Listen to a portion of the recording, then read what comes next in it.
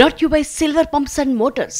Top quality और consistent performance के लिए सिर्फ सिल्वर पंप्स नाम याद रखना. ఓబుళాపురం మైనింగ్ కేసులో ఇవ్వాళే తుది తీర్పు. 219 మంది సాక్షుల్ని విచారించారు. అలాగే 3400 పత్రాలను పరిశీలించారు.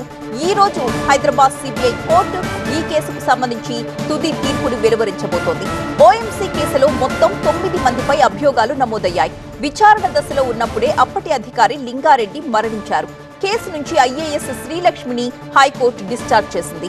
మిగతా 7 నిందితులపై ఇప్పుడు కోర్టు తీర్పును ఇవ్వబోతోంది. దేశవ్యాప్తంగా తీవ్ర సంచలనాన్ని సృష్టించింది ఓబుళాపురం మైనింగ్ కేసు. ఇవాళ తుది తీర్పు ఇవ్వబోతోంది సిబిఐ కోర్టు.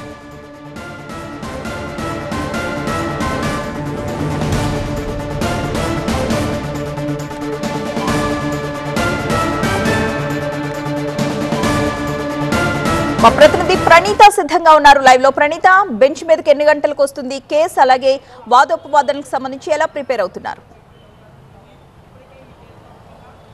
అభి, చిన్న కన్ఫ్యూజన్. ఫ్లాట్ కొనాలా, సైట్ కొనాలా? కన్ఫ్యూజన్ ఎందుకు? ఒక రియల్ ఎస్టేట్ ఎక్స్పర్ట్ తో మాట్లాడు. ఎలా? బాస్ వాలా. Be the boss. మరి కాసేపట్లోనే ఓబుళాపురం మైనింగ్ కేసుకి సంబంధించి తుది తీర్పు ఈరోజు CBI court వెల్లడించబోతుంది.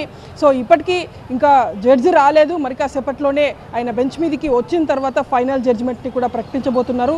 So final judgement నేపథ్యంలో ఇప్పటికే సిబిఐ కోర్టుకి గాలి జనార్దన్ రెడ్డితో పాటు సబితా ఇంద్రారెడ్డి అట్లాగే మిగిలినటువంటి 5 నిందితులు కూడా ఇవాళ కోర్టుకి అటెండ్ అయ్యారు. 10:30కి ముందే వాళ్ళందరూ కూడా కోర్టుకి విచ్చేశారు.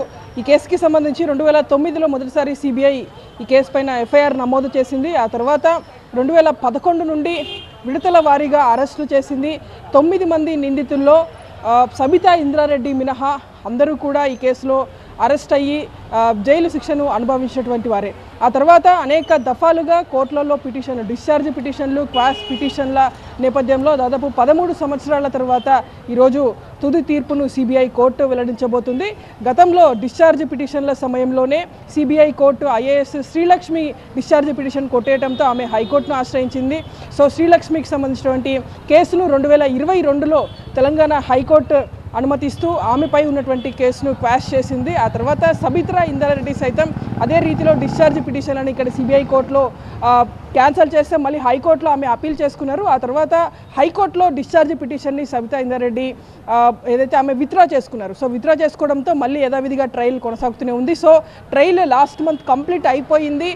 సుప్రీంకోర్టులో ఒక పిటిషన్ పడింది. సో ఆ పిటిషన్ సందర్భంగా సుప్రీంకోర్టు సిబిఐ కోర్టుకు డెడ్ లైన్ ఇచ్చింది. ఈ మే నెలలోపు మొత్తం ఓబుళాపురం మైనింగ్కి సంబంధించినటువంటి ఫైనల్ జడ్జిమెంట్ ఇవ్వాల్సిందిగా చెప్పడంతో ఈరోజు తుది తీర్పును మరి కాసేపట్లోనే సిబిఐ కోర్టు జస్టిస్ రఘురామ్ తన తీర్పును వెల్లడించబోతున్నారు. Right, thank you Praneetha. Mining case మరి కాసేపట్లోనే బెంచ్ మీదకు రాబోతోంది. ఈ రోజు ఈ కేసులో తుది తీర్పు వెలువరించనుంది సుప్రీం.